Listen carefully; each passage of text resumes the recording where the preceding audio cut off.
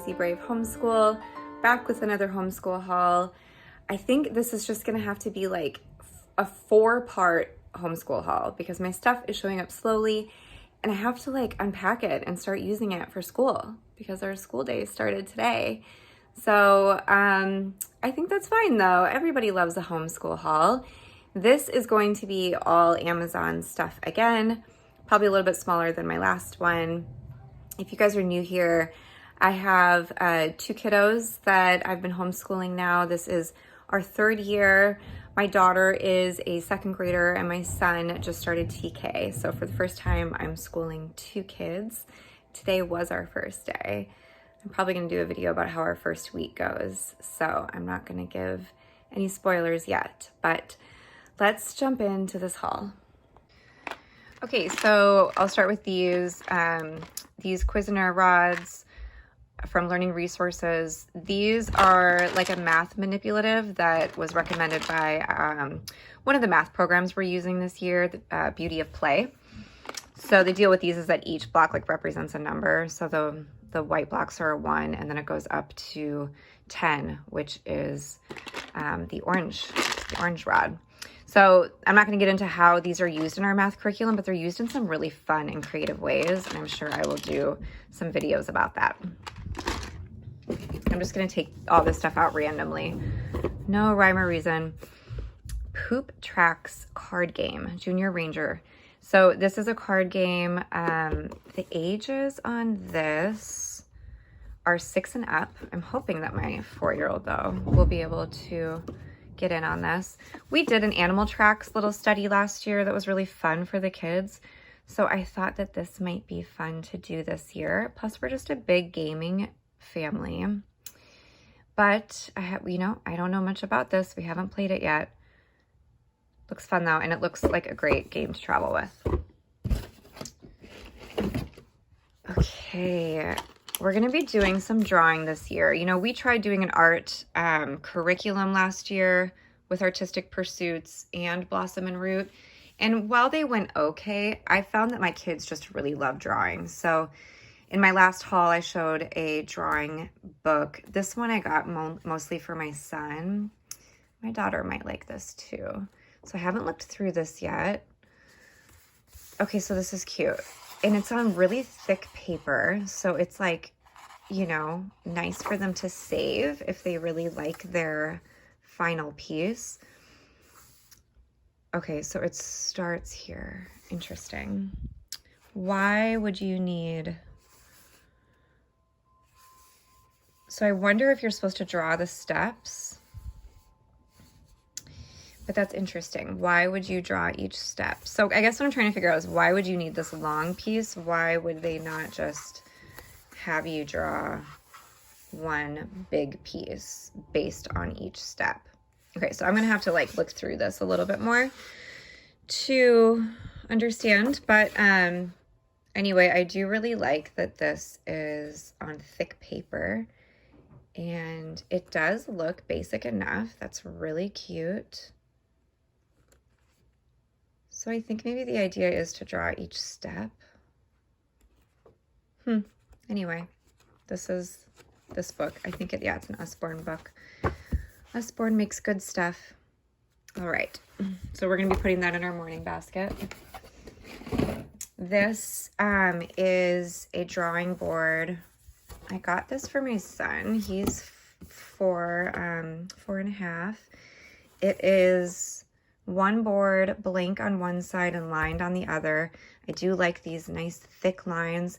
I'm not concentrating on a lot of handwriting for him at all. I got the pre-writing workbook from The Good and the Beautiful for him. So if he does want to practice his letters, I figured this is perfect. And then there might be a variety of ways that we use this. But it's also very small, 9 by 12. So this will be easy to store. Okay, got this Think Master jigsaw puzzle, The Colorful World of Birds. So I got this, it's 100 pieces because we're doing a bird unit next term. And I thought this would be fun for them to try to identify some birds. It's very pretty also. I like the colors. I like that it has all these biomes, which is kind of interesting, but it doesn't really tell you a whole lot about, like, you know, what birds might live in each biome. Yeah, I don't know. We also just needed a new puzzle. My kids love puzzles. And so I figured, since we're doing a bird unit, this would make sense. Interesting facts. That's fun. On the back here. Okay.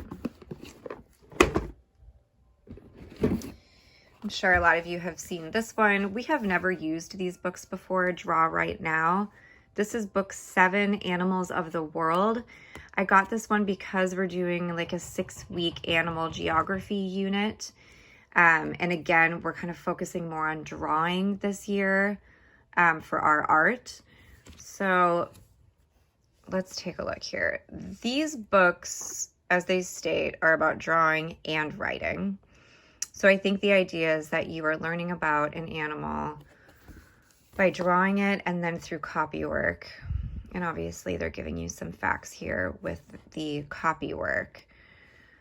I'm trying to remember how I planned to use this.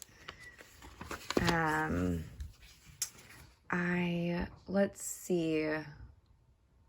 I believe I was gonna have my daughter, I think I'm gonna have my daughter use our geography school nest notebook to do the drawings. That's right. And then I'm gonna have her do the copy work in that notebook. Okay, I had to remember, like, what's my plan again? Do you guys ever just like buy this stuff and you're like, I know I had a plan, now I don't remember. I like this, how basic it is too. These are really good drawing books. This is great. And it builds confidence when it's simple like this, you know? Okay. Speaking of school nest, I got my son the kindergarten notebook. So half of it is gridded, one side's gridded, the other side is lined with this spot to draw, and then there's a spot to put the date on each page. So I just got him one notebook. I think my idea for this was that he could do some of the drawing instruction in here if he wants. My idea was that for the read aloud that we're going to do each week for his Treehouse Schoolhouse study, that he would do a narration, just one per week. He would just draw it, and then I can write what his little narration is about. I know I had some other reasons for getting this, but of course, here we are again. I don't totally remember, but I do know that I had some other, anyway, that's for him. Okay. What is this? These, okay. He's really, my son, he's really into magnets. I wish I could show you guys this stuff on a nicer floor, but I really only get privacy this time of day in my bedroom. Okay. So this is magnetic science iron fillings. He has been wanting this stuff because he sees it on his shows. So I got this, and what you do is, you may already know. So I got him this case of these magnets. He's just gonna love these.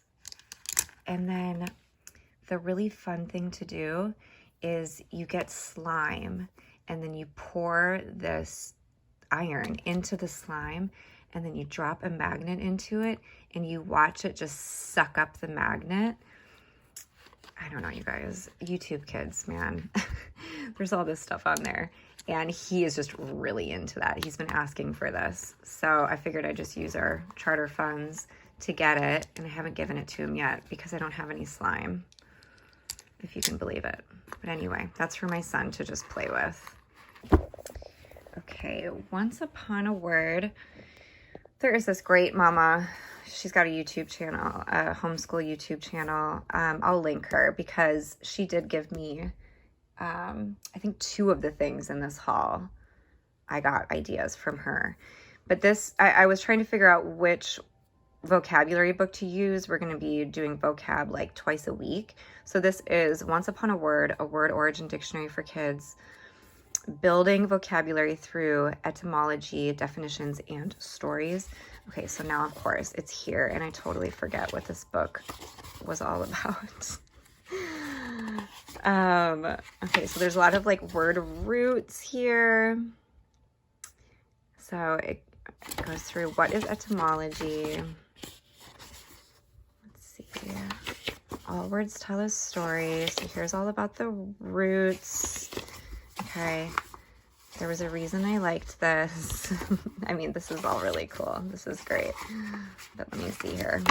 And this is where you get into the words. So I don't know how many there are for like the A's. And so it looks like it's just maybe like a handful of pages per letter. And then it gives you like, just like a fun definition. So say aardvark. Aardvark is a mammal that eats insects and looks like a pig with a long nose and tail. Its name means earth pig, from the Afrikaans Dutch. Aard meaning earth or dirt, and vark meaning pig, because this animal burrows into the earth and resembles a pig. I don't know, there's something about the way that they're defined that is perfect for a kid. It's interesting, gives a little bit of background. Right? So it's like a description versus a definition. An accident is something that happens by chance instead of being planned. The Latin word accidentum means the same thing. The base word cadere means to fall, giving the full word the sense of something that befalls you or falls upon you. So it's like, it's very descriptive, but in a way that is easy to digest.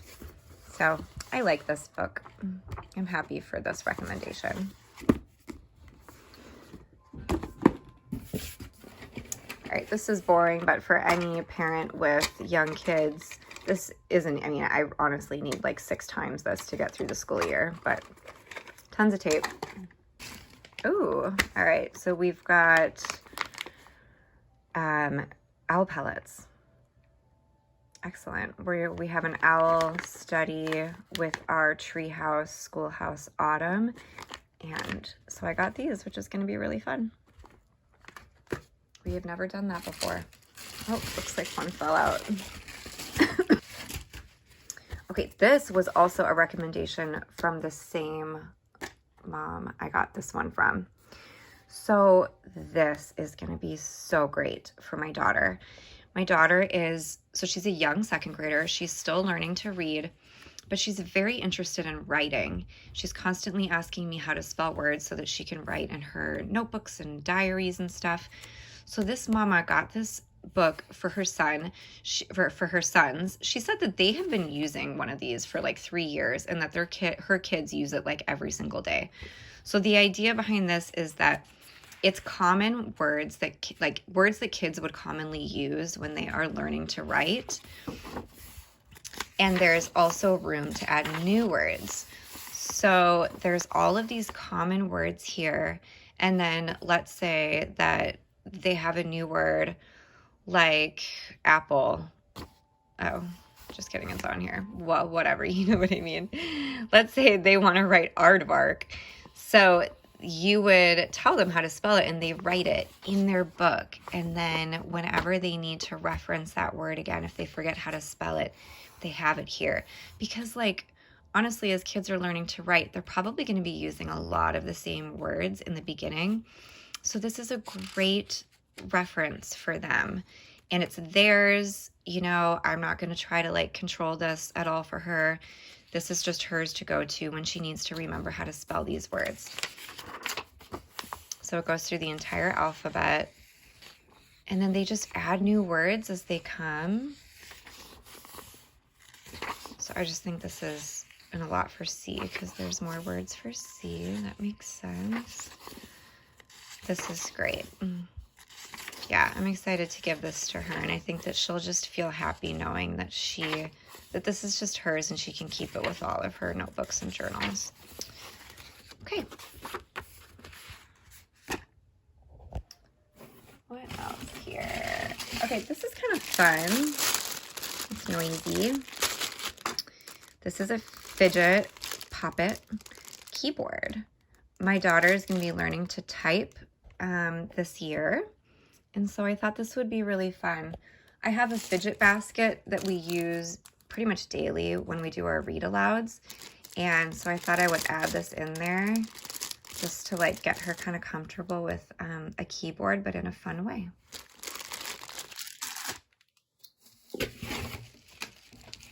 Okay, folk stories and tall tales. So this is North American folklore. We have been and are continuing to study a lot about North America. We've, have our American Girl history, but even before that, my daughter's really interested in Native American history. We're going to be doing a lot more of that this year. And we have our U.S. geography through Beautiful Feet books that we are continuing this year. So it's a lot of U.S. stuff. So I figured this would be perfect. And we're going to be doing, for the month of November, a Native American Heritage Month. And so for one of the weeks of that study, we're going to be doing all folk tales, folklore, poetry. So these are great. I'm sure some of these we've read already, but these are wonderful tales to just kind of know and be familiar with. And I think they're pretty short. Let's see. Yeah, I love them when they're so short like this. Great. So we'll be throwing this in our morning basket for the month of November.